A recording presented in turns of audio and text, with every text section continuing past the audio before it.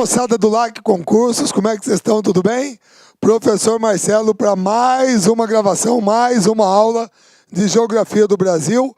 Hoje o tema é demografia. Lembrando a todos os meus queridos, as minhas queridas, que nós já fechamos a parte de quadro natural, geografia física, relevo, clima, hidrografia, vegetação do Brasil, tudo ok. Agora nós vamos para demografia, certo? Então vamos começar. Pessoal, como vocês sabem muito bem, demografia é estudo de população, certo? E nós vamos começar com alguns conceitos bem básicos, tá? Então vamos lá. Olha só. Gente, quando a gente fala de população absoluta de um determinado lugar, população absoluta é o número total de habitantes. Você se lembra que todas as vezes que a gente fala em absoluto, o primeiro número que vem à nossa cabeça é 100%. 100% é tudo, é o todo. Você entendeu?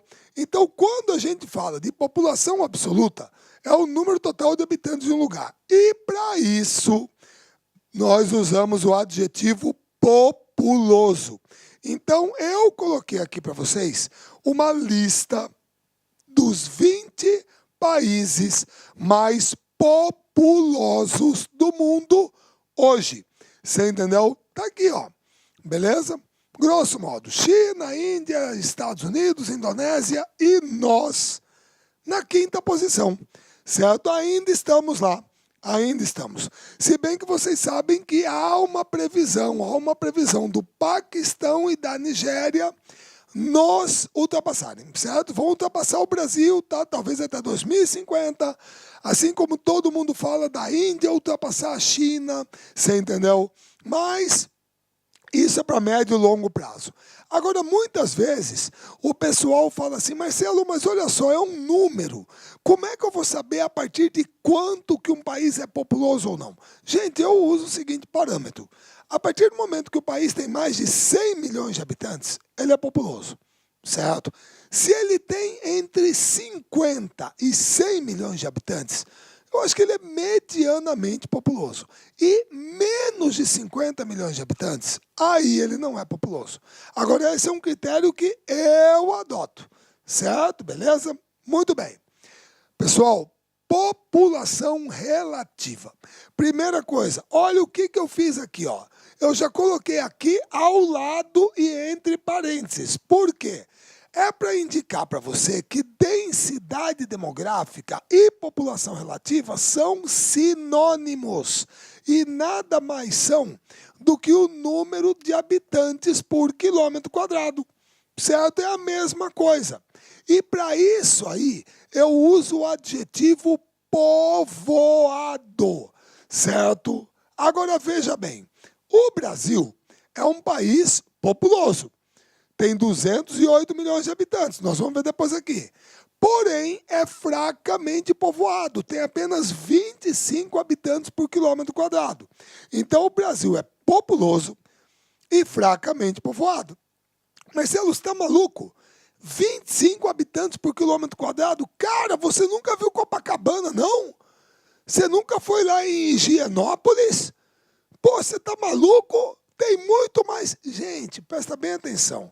Eu conheço Copacabana, conheço Higienópolis, outros locais do Brasil, certo? Beleza. Mas, gente, por favor, lá na Amazônia é daquele jeito? Não, Marcelo, a Amazônia é floresta. Então você entendeu o que é esse número aqui? 25 habitantes por quilômetro quadrado é uma média, Significa que se você fosse dividir a população do Brasil por igual no território brasileiro, para cada quilômetro quadrado você colocava 25. É isso. Pessoal, todo mundo aqui sabe muito bem, devido aos fatores históricos, certo? A nossa grande extensão territorial, a formação do território brasileiro, nossa história socioeconômica. Pessoal, o povoamento do Brasil é heterogêneo. Aí eu botei essa faixa azul aqui, ó. Você entendeu? É heterogêneo, tá? Todo mundo tá careca de saber que nessa faixa aqui do litoral 200, 300 quilômetros para dentro. Você tem aproximadamente 60% a 70% de toda a população brasileira aqui dentro. Grosso modo. Vocês entenderam? Agora, olha o vazio aqui, ó. Alguma surpresa? Não. Então você tem áreas densamente povoadas, certo? O recôncavo baiano, certo? A zona da Mata Nordestina, certo? O eixo Rio-São Paulo, a zona Bragantina aqui em Belém, o eixo Curitiba-Porto Alegre, e você tem vazios como a Amazônia Ocidental, como o Pantanal Mato-Grossense. São vazios. Então é heterogêneo, tá? Populoso, fracamente povoado, porém o povoamento é heterogêneo, certo? Muito bem. Crescimento vegetativo. Pessoal, crescimento vegetativo é a mesma coisa que crescimento natural da população. Ou seja, taxa de natalidade menos taxa de mortalidade. Marcelo, mas por que crescimento natural? Pessoal, porque pessoas morrem, pessoas nascem. Nascem e morrem, isso é da natureza. Agora, quando você fala de crescimento populacional, aí é diferente. Porque pessoas nascem e pessoas morrem. Agora, pessoas chegam e pessoas saem. Então, quando eu trabalho crescimento populacional, eu também tenho que considerar, além do crescimento vegetativo, o saldo das migrações. Quem chega, menos quem sai, certo? E aqui eu coloquei um histórico para vocês do crescimento vegetativo do Brasil de 40 até 2010. Nossa, Marcelo, olha aqui, cara, tá caindo. Olha aqui, a natalidade caiu, a mortalidade caiu, o crescimento natural caiu. Exato, a gente vai estudar o porquê disso. Mas isso é um fenômeno que está acontecendo conosco, certo? Olha só, perdão. Você teve uma taxa de crescimento populacional do Brasil que atingiu o pico ascendente, o pico aqui ó, em 60, 70, 50, 60, 70, 80. E de lá para cá, consistentemente decrescente. Consistentemente decrescente. Certo? Beleza? Aí nós vamos estudar o porquê disso. Tá bom? Só que aí eu também resolvi incluir uma coisa para vocês, moçada, que é para acrescentar aí, sempre procurar agregar a maior quantidade de conteúdo possível, certo? Que isso é bom. A gente está falando de crescimento populacional, certo? Crescimento populacional. Então, eu acho legal a gente falar sobre as teorias das populações, certo? Pessoal, esse aqui é Thomas Robert Malthus. Malthus, grosso modo, é um cara lá do século XVIII, certo? XIX, é considerado um economista da escola liberal, contemporâneo de Adam Smith, David Ricardo, esses caras, tá? Ele escreveu um livro que, na verdade, o título é muito mais extenso, mas a gente resume assim, é Ensaios sobre as Teorias das Populações, grosso modo, certo? E nesse livro, a teoria dele, ele colocava dois princípios básicos. Quais são? Primeiro, a população de um país, de um local, dobra de tamanho a cada 25 anos. Ou, na melhor das hipóteses, cresce segundo uma PG, uma progressão geométrica. Esse é o primeiro princípio da teoria malthusiana. Segundo princípio, a produção dos meios de subsistência, ou seja, grosso modo, comida, na melhor das hipóteses, cresce em PA. Progressão aritmética. O que significa isso? Pessoal, para minha galera concursanda, concursando, concurseiro, concurseira, que manja matemática, todo mundo se lembra que se eu pegar uma PG,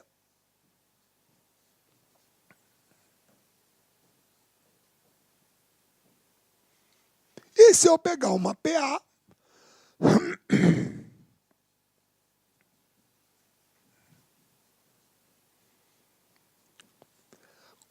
qual é a moral da história? Pessoal, Marcelo, até o segundo termo está indo bem. Até o segundo está indo bem. 2 ao quadrado, 4, 2 mais 2, 4. Pelo menos está empatando. Marcelo, a partir daí uma goleada. 8 a 5. 16 a 6. 32-7. Ou seja, a população está em 32, a comida está em 7. Qual é a moral da história? Moçada, a moral da história, não vai ter comida para todo mundo. Não vai ter comida para todo mundo. Se eu acreditar nisso aqui, significa que, se ele colocou isso como princípio da teoria dele, significa que a população está lá em cima e a comida está aqui embaixo. Ficou um buraco. Acabou. Agora eu tenho duas alternativas. Ou eu aumento a produção de comida, ou eu diminuo a produção de gente. Moçada, Malthus viveu no século XVIII, XIX. Você não tinha melhoramento genético, você não tinha mecanização agrícola, você não tinha correção do solo, você não tinha adubação, você não tinha nada disso. O conceito dele de solo agricultável, naquela época, era muito limitado. Então é claro que ele apontou por quê? Para quê? Para qual direção? Tem que diminuir a natalidade, diminuir a produção de gente. É isso que tem que acontecer. E aí que a teoria dele é meio polêmica. Por quê? Olha o que ele pregava. Abstinência sexual. Que é uma coisa óbvia, mas sem sexo não há gravidez. Você entendeu? É isso. Essa é a visão. Abstinência sexual, pô. Tá claro? Segundo, agora, já imaginou como é que um casal vai aceitar que uma terceira pessoa vem impor uma regra? Como? Ninguém está falando aqui, com todo respeito, usar a expressão, ninguém está falando de sacanagem, nada disso, mas, cara, abstinência sexual? E aí? Como é que um casal vai admitir que alguém vem impor essa regra, né? Uma sujeição moral? Difícil. Casamentos tardios, aí não é tão, né? Porque se você demora mais para casar, principalmente naquela época, as mulheres casavam com 16, 17, 18 anos, certo? Você demora mais, provavelmente você vai ter menos filhos. Aí é uma questão matemática pura. Só devem ter filhos os casais que podem criá-los, que têm condições de criá-los. Ah, Marcelo, mas é isso mesmo, porque olha esse bando de pobre botando filho no mundo, aí não tem como criar, fica tudo largado, essa pobreza, um monte de gente falando assim. Pessoal, eu entendo o que vocês estão falando, é claro que existe uma visão que corrobora isso, certo? Tem que ter condição de criar, tal, mas o problema é o seguinte, se você fala que só devem ter filhos os casais que podem criá-los, é como se eu perguntar para todo mundo aí, vamos lá, suponha que o marido ganhe $1,5 salário, a esposa $1 salário mínimo, total $2 salários mínimos e meio. Vamos lá, mais ou menos R$2.500, vamos botar R$2.500 a R$3.000. Pessoal, por favor, para muitos aí, R$2.500 a R$3.000 é a renda adequada para se colocar um filho no mundo? Muita gente vai responder não. Não, só a TV a cabo custa 300 conto por mês, certo? Você tem um plano de saúde para pagar, você tem que pagar o financiamento do carro, você tem que pagar água, luz, telefone, tem que pagar celular. Moçada, se você botar isso na ponta do lápis, só aí já foi quase R$1.500, R$2.000. Você entendeu? Como é que você vai ter um filho assim? Não dá. Não dá. Então, se você pegar grande parte da população brasileira, que ganha até 2,5, 3 salários mínimos, se você botar na ponta do lápis, eles não devem ter filho. Não deve ter filho porque não tem condição de criar.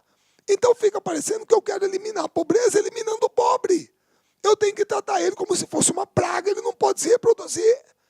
Certo? Algumas pessoas se negam a enxergar a seguinte possibilidade. E se eu melhorasse a vida dele para que ele também tivesse direito a ter um filho numa condição digna? Até porque se ele fala isso, ele está dando um tiro no pé. Porque se os pobres não estiverem lá, quem é que vai fazer o trabalho deles? Quem? Quem é que vai varrer rua? Quem é que vai catar o lixo? Quem?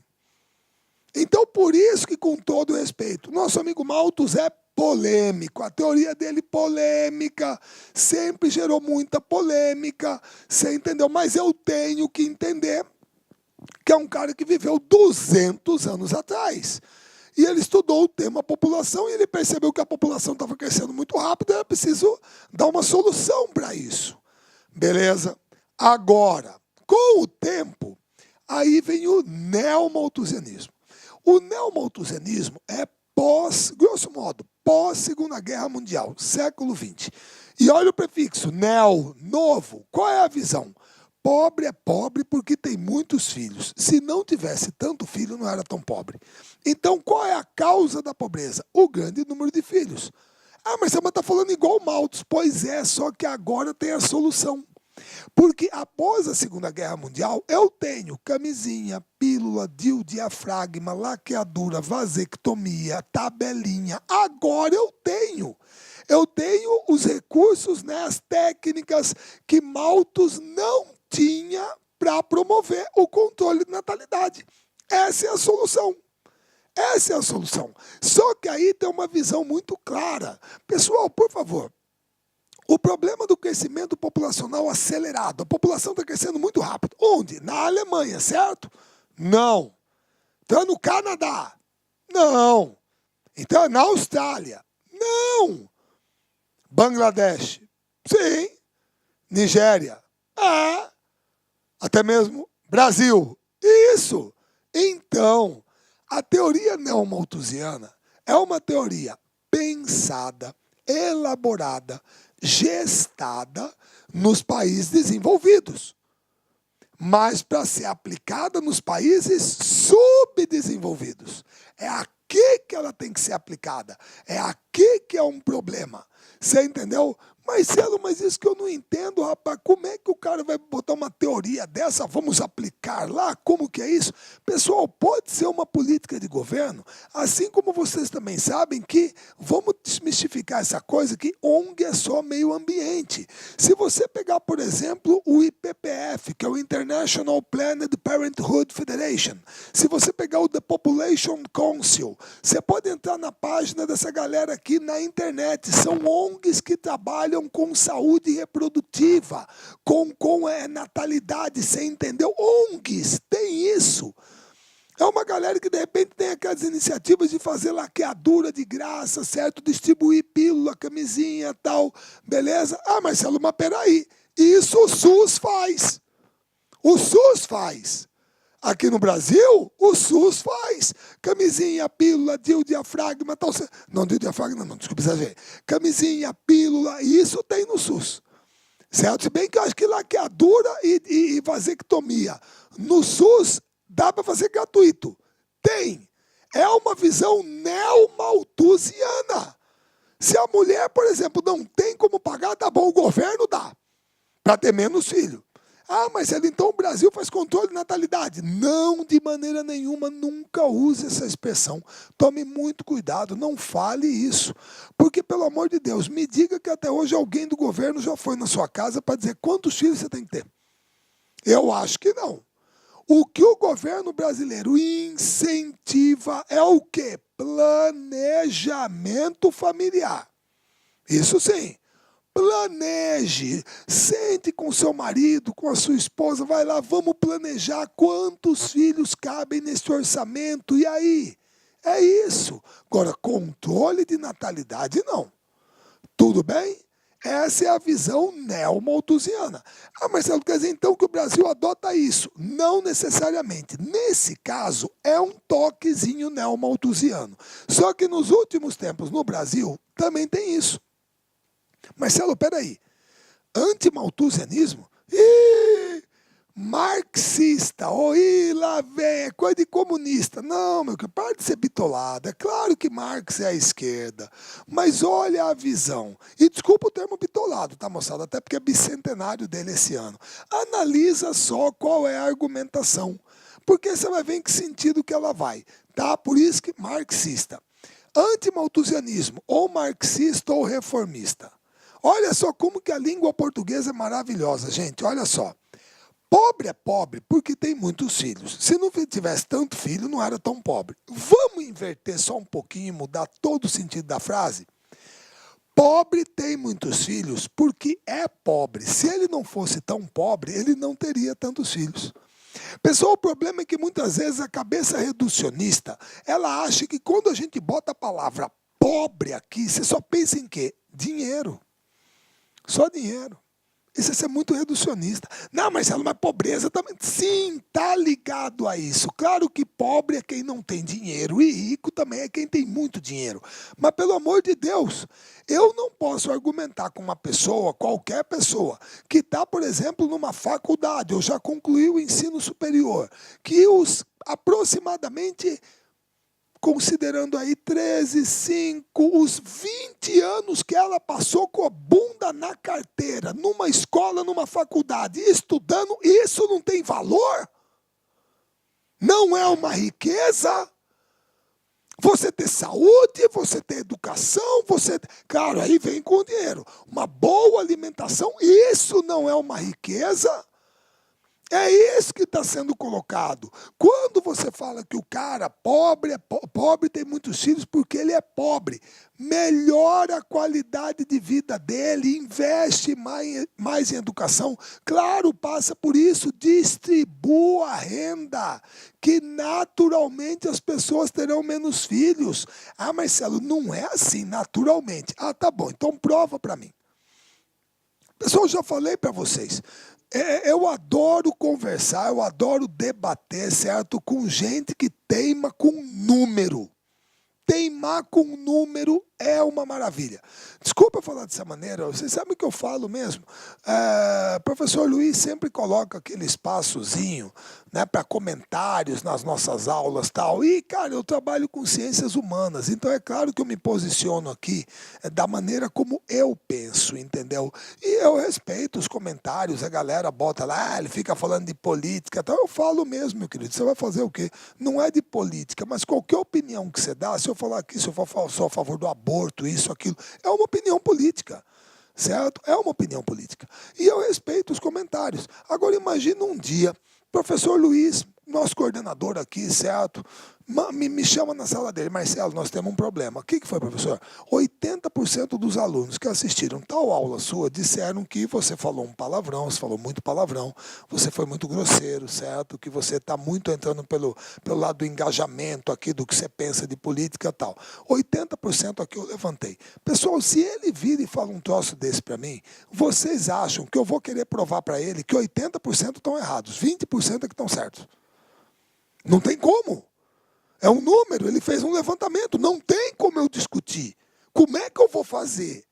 Agora, olha só, eu levantei o que aqui para vocês? Posso até pegar os dados mais recentes, desculpa se está longe. Esse aqui é o censo de 91, esse aqui é o censo de 2000. Aqui você tem Brasil, Norte, Nordeste, Sudeste, Sul, Centro-Oeste, aqui é repetido, tá? Beleza? E o que é essa tabela? Anos, certo, de estudo das mulheres, ou seja, quanto tempo uma mulher estudou na vida. Desculpa aí as moças, as mulheres, eu não estou querendo direcionar para vocês, mas essa visão é um pouco daquele resquício da sociedade patriarcal, que o papel da mulher era parir, entendeu? Beleza? Muito bem. Então vamos pegar aqui. As mulheres com menos instrução, nenhuma, 1 ano, 1 a 3 anos de estudo, 4 a 7 anos de estudo, 8 a 10 anos de estudo, 11 anos ou mais de estudo. A tabela está aqui. Prova para mim que quanto mais uma mulher estuda, mais filhos ela tem. Prova. Em qualquer região do Brasil. Qualquer uma. Prova para mim. Meu caro, você não vai conseguir, pô, é um número, não tem como. Ou o IBGE faz o censo para quê? Para enganar a gente? Não é possível. Técnicos capacitados, gabaritados, está aqui, ora. É um dado, quanto mais estudo, menos filhos. E aí? Aonde que a natalidade caiu mais nos últimos tempos? Onde? Entre os mais pobres, poxa. Entre os mais pobres, para acabar com aquele negócio de que, fica tendo filho, a vida deles melhorou. Se a vida melhora, o cara mais consciente, não, quantos filhos eu consigo criar, papapá. Acabou aquele negócio, coração de mãe sempre cabe mais um, onde come 3, come 4. Pode parar, está aqui. E onde que a queda foi maior? Nordeste, 26%. 26%. E aí, o que eu vou falar? Vou falar o quê? Bolsa Família? De novo? Por que a queda é maior entre eles? Mas não são eles que ficam tendo filha torta direita para pegar mais dinheiro do governo? Então, um bando de burro. Quer dizer que tem que ter mais filho para pegar mais dinheiro do governo. Não, mas agora nós estamos tendo menos. Então, eu vou pegar menos dinheiro. Ou será que dá para aceitar o seguinte? Não, Marcelo, eles estão tendo menos filhos porque a vida deles melhorou e com isso eles conseguem entender que não deve ter muito filho. Essa senhora aqui na matéria acha que 3 é muito. 3 é muito, 35 anos de idade. Aí eu pergunto, vamos comparar com nossas avós. Quantos filhos tiveram? Você entendeu? Então, essa é a visão anti-malthusiana, ou marxista, ou reformista. Melhora a qualidade de vida, investe em educação, distribui a renda. Você entendeu? Se todo mundo ganhar, naturalmente as pessoas terão menos filhos. Certo? E, por último, a visão ecomalthusiana. Pessoal, todo mundo viu que o eco já vem de ecologia. Então, é aquela galera, moçada, aquela parte da comunidade, fugiu a palavra, aquela parte, a parcela da comunidade científica que também é muito preocupada, certo? Muito ligada na questão do crescimento populacional e o esgotamento dos recursos naturais. Ou seja, como se você perguntasse, até quantas pessoas esse planeta aguenta? Ou nós aqui, até quantas pessoas o Brasil aguenta? É isso? Seria algo assim. Isso é o ecomalthusianismo, certo? Procura associar o crescimento populacional, certo, com o esgotamento dos recursos naturais. Então, basicamente, são essas 4 teorias que analisam, certo, debatem crescimento populacional. Beleza? Muito bem. Aí, nós temos que analisar o Brasil.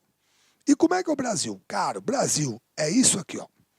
Pessoal, o primeiro censo do Brasil foi em 1872, Dom Pedro II, certo? Muito bem. Quando terminou o censo, quantas pessoas nós éramos? 10 milhões, arredondado, 10 milhões, tá bom? Muito bem. No censo de 1940, nós éramos 41 milhões de habitantes, arredondado, 41 milhões.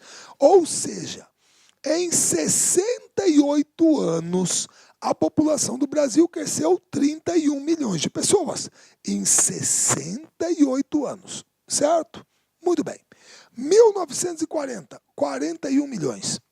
1991, 147 milhões.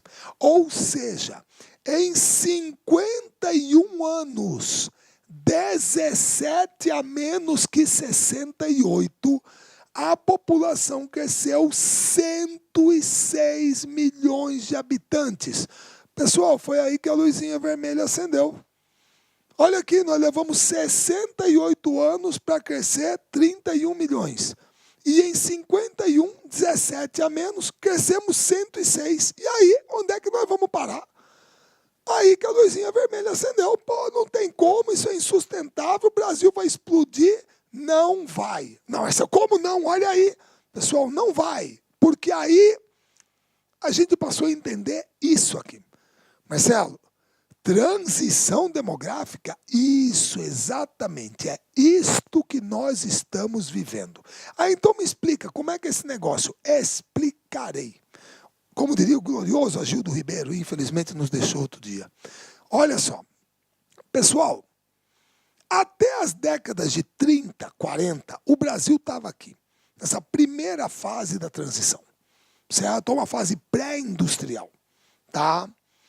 E como é que era isso? Pessoal, até aqui, presta bem atenção, até aqui.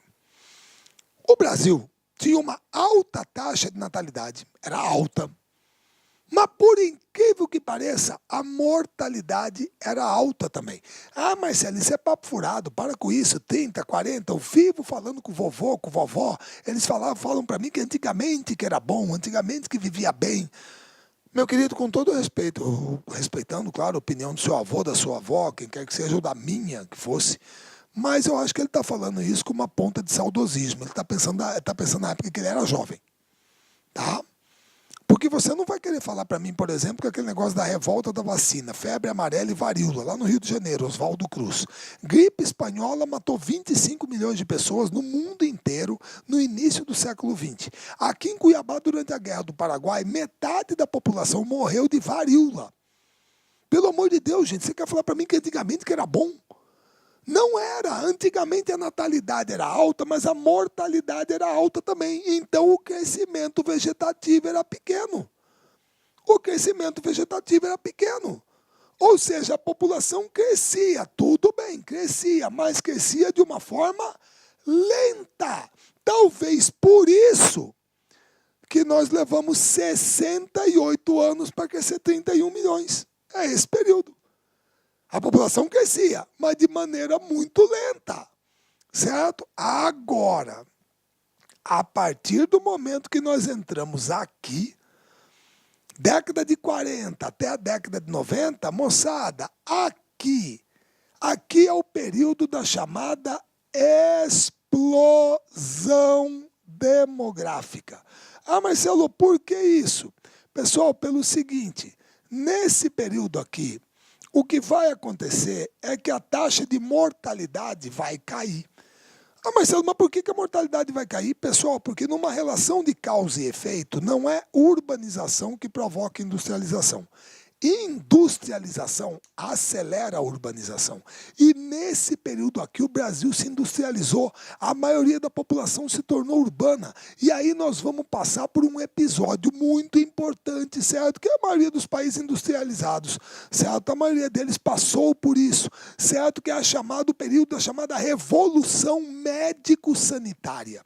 E a Revolução Médico-Sanitária trabalha com 3 coisas. Quais são? Profilaxia, saneamento básico e melhoria na medicina preventiva e curativa. Certo? Perdão. É basicamente isso. Isso veio com a urbanização. Certo? Quanto tempo a gente demorou para entender que eu vou almoçar, eu vou... Lava a mão. Eu sei que hoje é Tetra Pak, mas eu vou tomar leite. Ferva. Se eu vou comer uma fruta, uma verdura, beleza, lave, descasque. Ou como a turma fala hoje, tampa a caixa d'água, vira o casco de cabeça para baixo, tira a água do pneu, tira a água da planta, profilaxia, não vai ter dengue. Você vai falar para mim que saneamento básico piorou?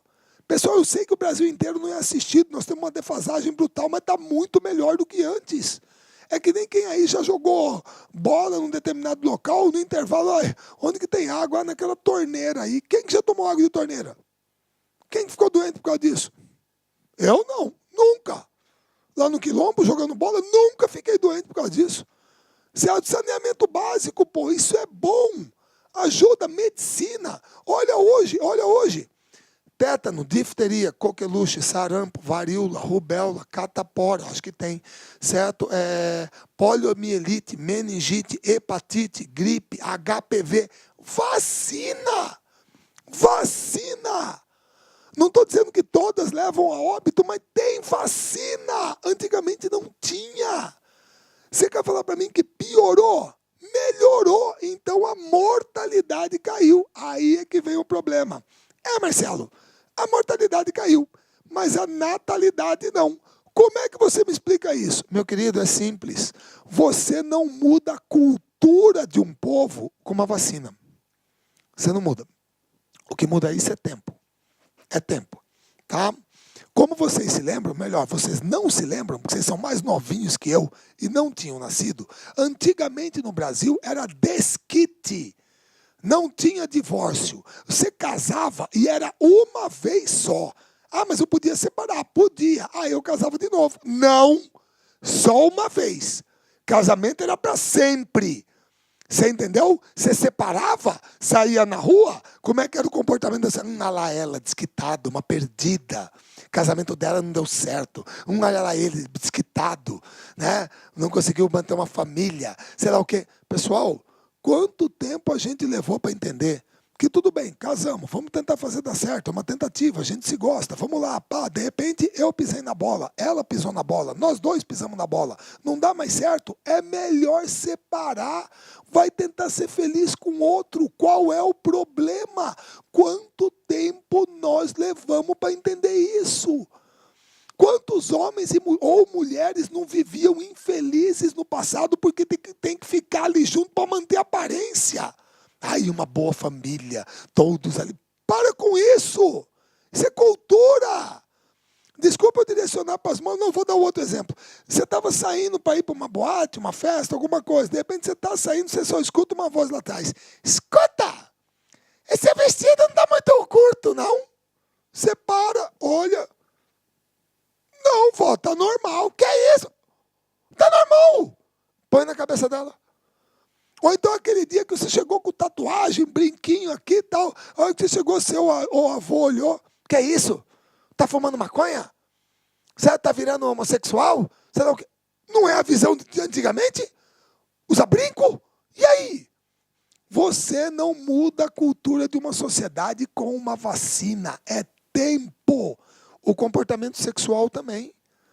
Então, por incrível que pareça, a mortalidade caiu, mas a natalidade não acompanhou. O que aconteceu? O crescimento vegetativo aumentou. Está aqui. Explodiu.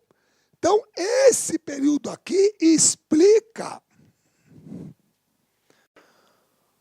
por que a nossa população passou de 41 para 147 em 51 anos.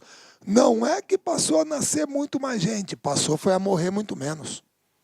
Essa é a explicação. Só que agora,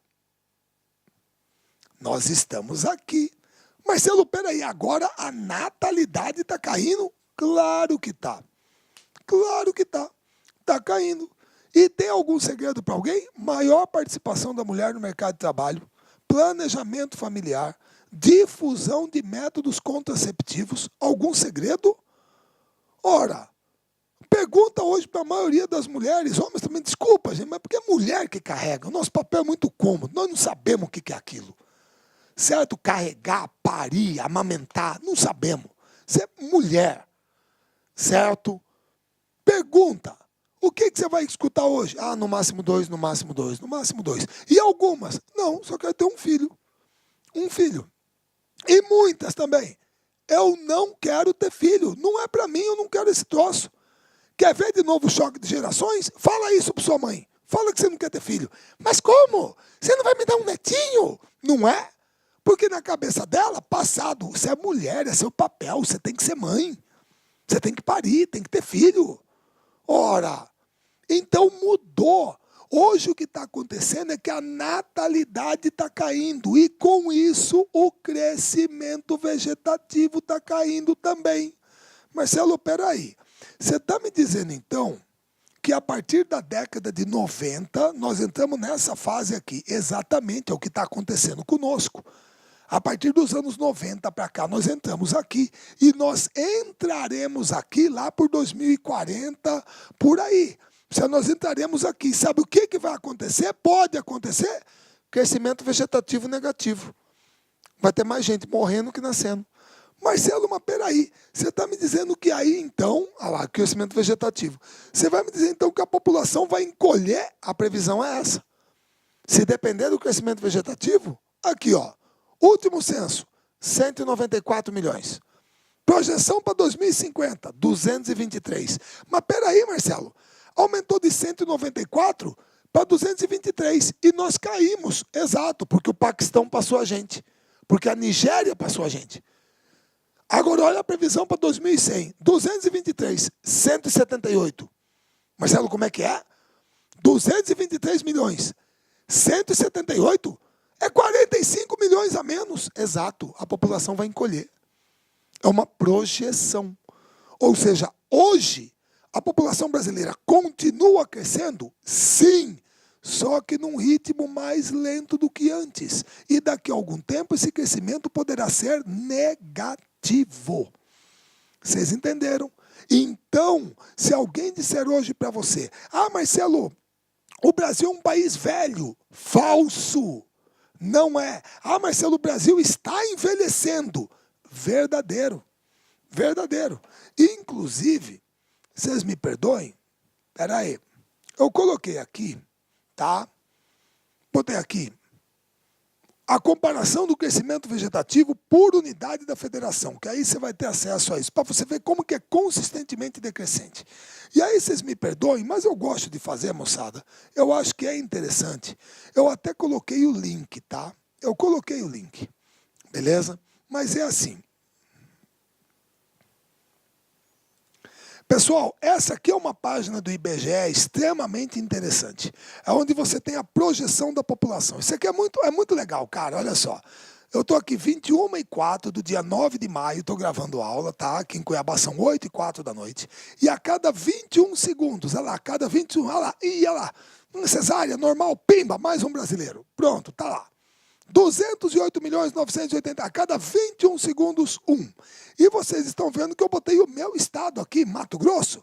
Mato Grosso, a cada 13 minutos e 55 segundos, mais um mato-grossense. Hoje nós somos 3.376.000. Claro que isso aqui é uma estimativa, certo? Mas com um bom grau de precisão. Ô Marcelo, só uma coisa. 13 e 55. Poxa, já está bastante, né? Meu querido, quando eu gravei algumas aulas para o LAC, que eu mostrava aqui, esse número aqui era 13 e 31. Já está 24 segundos na frente. Mas peraí, mas se o tempo está aumentando, exato, significa que vai cada vez mais demorando para chegar mais um. Vai demorando cada vez mais para chegar mais um. Então isso significa que o crescimento da população está se tornando mais lento. E outra coisa, presta bem atenção, isso aqui é uma coisa muito legal. Este é o gráfico que mostra a estrutura etária de Mato Grosso e do Brasil. Tá? Eu estou pegando o Mato Grosso é o azul. O Brasil é o laranja. Pessoal, na pirâmide etária, que é o gráfico que mostra a estrutura etária, o lado direito são as mulheres, o lado esquerdo são os homens. O eixo das abscissas, a quantidade de cada grupo. O eixo das ordenadas, as idades. Então, eu vou pegar jovens até aqui. Os jovens são a base da pirâmide. Eu vou pegar jovens até 19 anos de idade. Vou pegar adultos até aqui. 59, porque 60 para cima já tem vaga em supermercado, preferência na lotérica, assiste cinema de graça, muito bem. Então você tem aqui jovens, adultos e idosos. É uma pirâmide etária. Agora, veja o que era o Brasil e Mato Grosso no ano 2000. Nós, no ano 2000, certo? Está aqui a base, o meio, o corpo, e o ápice, certo? Jovens, adultos e idosos. Tudo bem? Olha só qual era o percentual em 2000 de pessoas de 70 a 74 anos aqui no Brasil. Mulheres, 0,86%. Homens, 0,69%. E, Marcelo, mais mulher do que homem. Algum segredo? E outra, vamos desmistificar uma coisa. Olha aqui embaixo na base, Brasil, mulheres, 4,90%. Homens, 5,35%. 5,09%. Marcelo, peraí, nasce mais homem do que mulher? Sim. Vamos parar com esse papo furado. Nasce mais homem do que mulher. Tem mais mulher do que homem porque morre mais homem do que mulher. Doença cardíaca, violência urbana, acidentes de trânsito, profissões mais perigosas, isso é um fato. A natalidade masculina é maior, mas a expectativa de vida feminina é maior, porque a nossa taxa de mortalidade é maior. Agora, 2000, olha o que somos nós hoje, 2018. Olha só. Olha a base, estreitando. Olha o meio e o topo, mais largos. Olha agora o percentual de mulheres com 74. 1,26. Homens, 1. Olha a natalidade das mulheres, 3,31. Homens, 3,47. A natalidade caiu, a expectativa de vida aumentou, a população envelheceu, a maioria é adulta. Agora, olha o que seremos nós em 2030. Projeção. Quantidade de pessoas de 70 a 74 anos, 1,93. Natalidade, 2,71. Olha a quantidade de pessoas com 65 a 69 anos, 2,42. A natalidade aqui embaixo, 2,71. Vai estar praticamente passando aqui. Daqui a pouco vai ter mais idoso do que criança aqui embaixinho. Ah, Marcelo, então o Brasil se tornará um país velho? Sim, sim. O Brasil se tornará um país cujo perfil hoje é de países como Noruega, Suécia, Japão, Alemanha. São países velhos. O Brasil não, o Brasil está envelhecendo. É um país maduro, a maioria é adulta. Então é isso aqui que está acontecendo com o nosso país. E você vê a partir da pirâmide etária, certo? Beleza? Esse site aqui é muito legal, mais uma vez para você ver. Projeção de população do IBGE, para você dar uma olhada. Tá? E a pirâmide etária, aqui você pode selecionar o estado que você quiser para fazer a comparação. Tá bom? Muito bem. Agora, presta atenção. Ó, perdi tempo, mas não tem problema. Tá? Aqui, ó.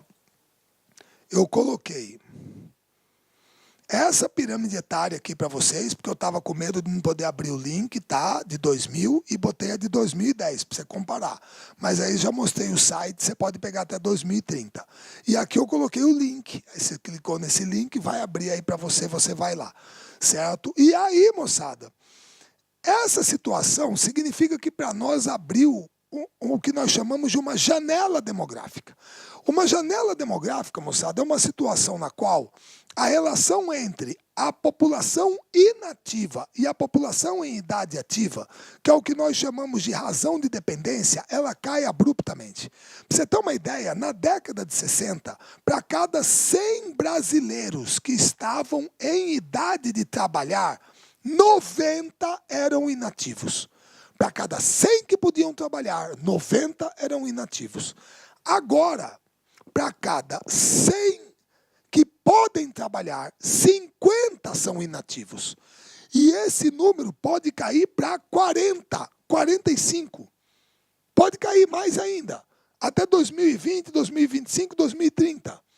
Então significa que você abre uma janela, porque com o envelhecimento da população, você tem uma maioria adulta que pode entrar no mercado de trabalho e contribuir para o crescimento econômico a partir do momento que se torna remunerado e pode consumir.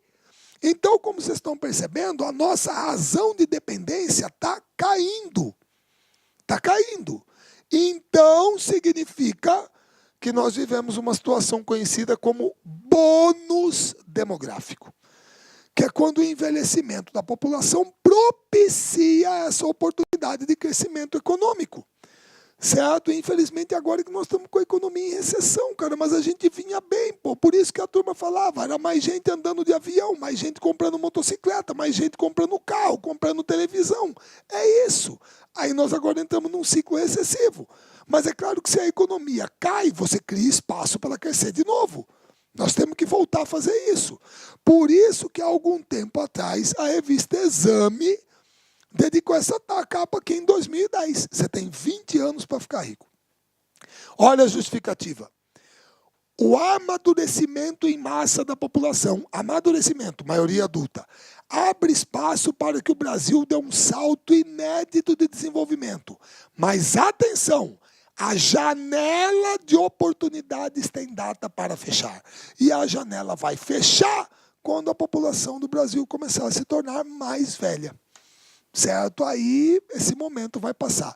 E nós enfrentaremos, certo, o que os países lá fora estão enfrentando hoje. Certo? E tem que ter agora, já tem que ter debate sobre previdência mesmo, como é que vai ser o sistema previdenciário, o pessoal está vivendo mais, certo? Quer dizer, você vai ter que pagar aposentadoria por mais tempo, então vai ter que aposentar mais tarde, e esse debate tem que ser feito, pessoal, ninguém discute isso, certo? Eu, pessoalmente, só discuto o seguinte, a forma como está sendo feita. Empurrando goela abaixo, sem nenhum tipo de debate. E outra, jogando só nas costas de uma parcela da população negativa. Eu quero ver todo mundo contribuindo.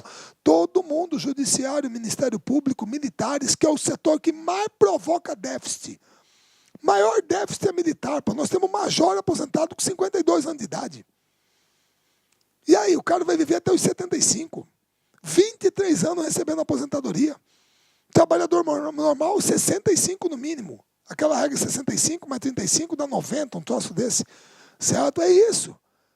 A cota de sacrifício tem que ser distribuída por igual para todo mundo. Agora, quer jogar só de um lado? Negativo, doutor. A previdência privada, o INSS, ele não é deficitário. Não é. Está mais do que provado. O problema é um negocinho chamado desvinculação de receitas da União, DRU. que permite ao governo pegar 30% de todo o bolo de recursos e jogar para pagar principalmente juros da dívida pública. Aí é complicado. Mas que o debate é inevitável, nós vamos ter que discutir isso. Uma reformulação, como é que vai ser? Mas isso tem que ser negociado, é sentar na mesa e debater. Todos os segmentos da sociedade, e cada um com sua cota de sacrifício. Aí nós vamos ter um sistema mais seguro. Certo? Mas a janela, ela ainda está aí, mas tem data para fechar. Tá joia? Isso é o que nós chamamos de bônus demográfico. Tá bom? Moçada, demografia, tranquilo, beleza. Eu fiz até meio resumidão, desculpa se eu não fui um pouco mais minucioso, mas é isso, porque a gente também não pode estender muito a aula, certo? Próximo encontro nosso, eu venho ainda na área de geografia humana com migrações internas. Tá bom? Pessoal, prazer em revê-los novamente, um grande abraço a todos e até a nossa próxima aula. Clic-clac.